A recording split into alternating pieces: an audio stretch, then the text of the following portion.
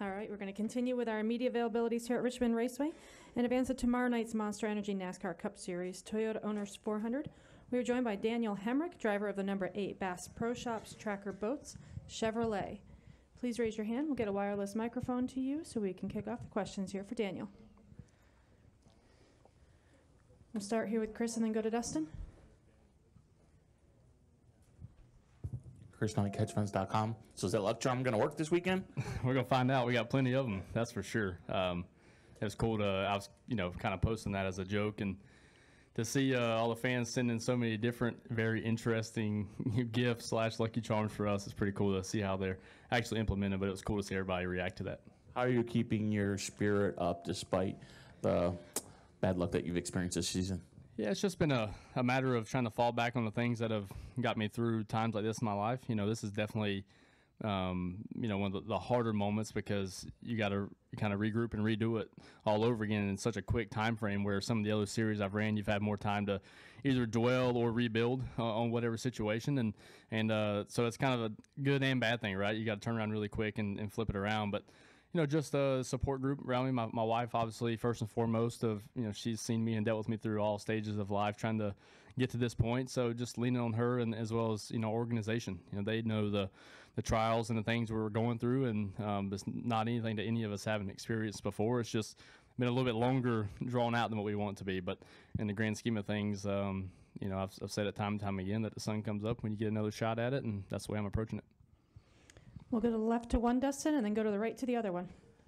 Dustin Long, NBC Sports. So are you actually going to carry any of those, or actually have anything in the car from any of those? So it's more of a personal thing. I'll keep stuff on me, personally inside my locker, inside the hauler. In the race car, I've always been a little weird about putting something in the car. So more of it finds itself in the hauler. It's pretty cool. So one of the fans sent us 8 different rabbit's feet. And ultimately, we've given one out to the crew chief, the engineer, myself, truck driver. Ultimately, just distribute them there in a way that, we felt like anybody that had a hand on the car, they have one to carry with them, and however they feel is appropriate. So, just trying to have, a little bit of make a little bit more of a lighthearted situation out of it. But they're kind of spread out throughout the team. So, how did this morning go then? This morning was a kind of an uphill battle again. Yes, we unloaded, not really where we wanted to be, but the grand scheme of how the car drove and the feel I look for when I come to Richmond, we got it fairly close. I'm sure a lot of guys are struggling with rear grip and trying to maximize that part of making a lap here, but the mechanics of what I want to feel, we got pretty close where I wanted to be. So hopefully we get qualifying in here and we can get a solid starting position. But it's just one of those things that I think short track racing, like we all have grown up doing, there's certain feels and things that let you attack and make a difference, and we went the right way to help us do that. I'm going to come to the far right to Dustin. Yeah, Dustin Albino, front stretch.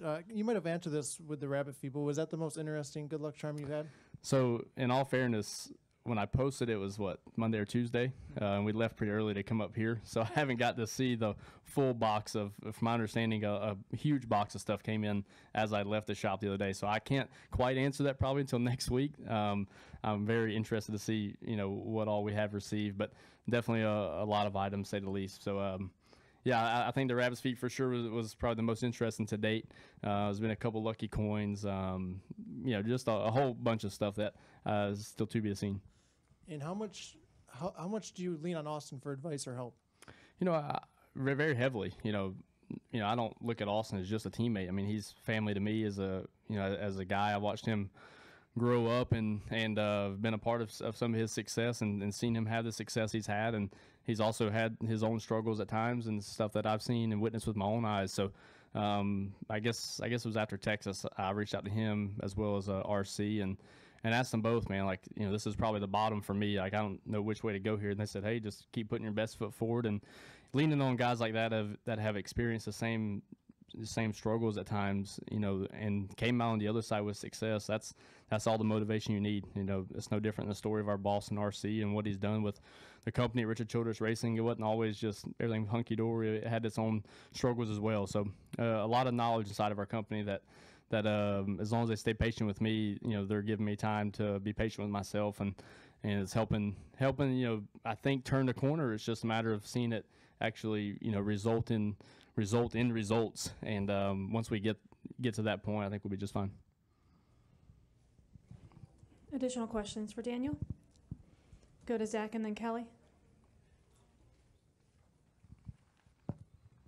Zach Tanzoni, kickingthetires.net.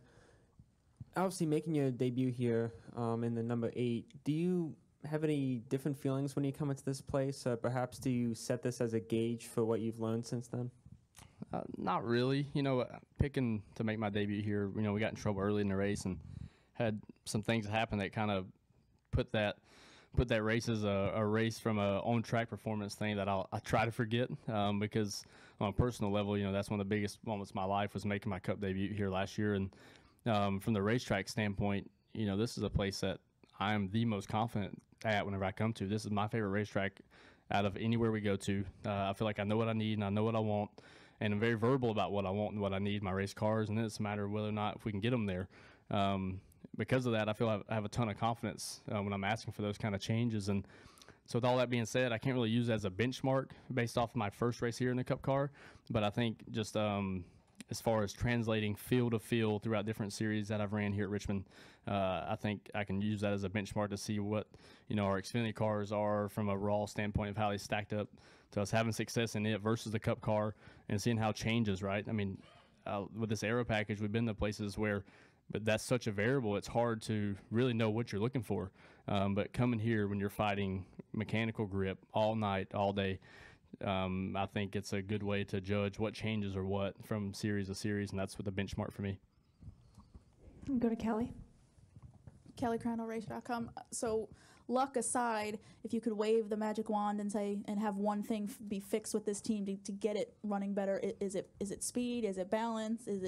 What is it? What's the biggest thing you guys need right now?